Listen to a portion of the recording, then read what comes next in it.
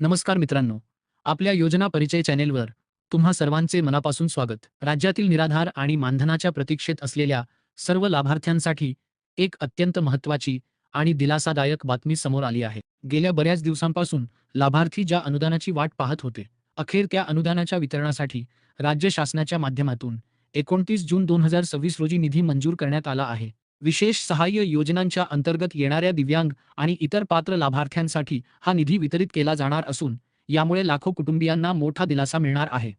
मित्रांनो, या योजनेच्या निधी वितरणाबाबत सांगायचे झाले तर दिव्यांग लाभार्थ्यांचा हा निधी दिव्यांग सक्षमीकरण विभागाच्या माध्यमातून वितरित करण्यात येत आहे. यामध्ये मध्यंतरी काही तांत्रिक बदल करण्यात आले होते, परंतु आता पुन्हा एकदा ही योजना सामाजिक न्याय व विशेष सहाय्य विभागाच्या माध्यमातून विशेष सहाय्य योजनेअंतर्गतच पूर्ण क्षमतेने राबवली जात आहे. दिव्यांग सक्षमीकरण विभागाने निधी उपलब्ध करून दिल्यानंतर संजय गांधी निराधार योजना आणि श्रावणबाळ सेवा राज्य निवृत्तीवेतन योजना या दोन्ही योजनांतर्गत पात्र असलेल्या दिव्यांग तसेच निराधार लाभार्थ्यांच्या बँक खात्यात हे अनुदान वर्ग केले जाणार आहे. शासनाने या वितरणासाठी नेमका किती निधी मंजूर केला आहे त्याची आकडेवारी देखील आता समोर आली आहे.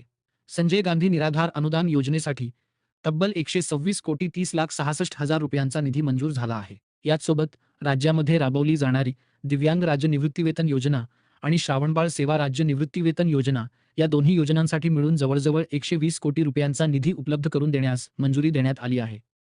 हा एवढा मोठा निधी उपलब्ध झाल्यामुळे राज्यातील हजारो पात्र लाभार्थ्यांचे थांबलेले मानधन आता अगदी लवकरच त्यांच्या खात्यात जमा होण्याची प्रक्रिया सुरू होईल.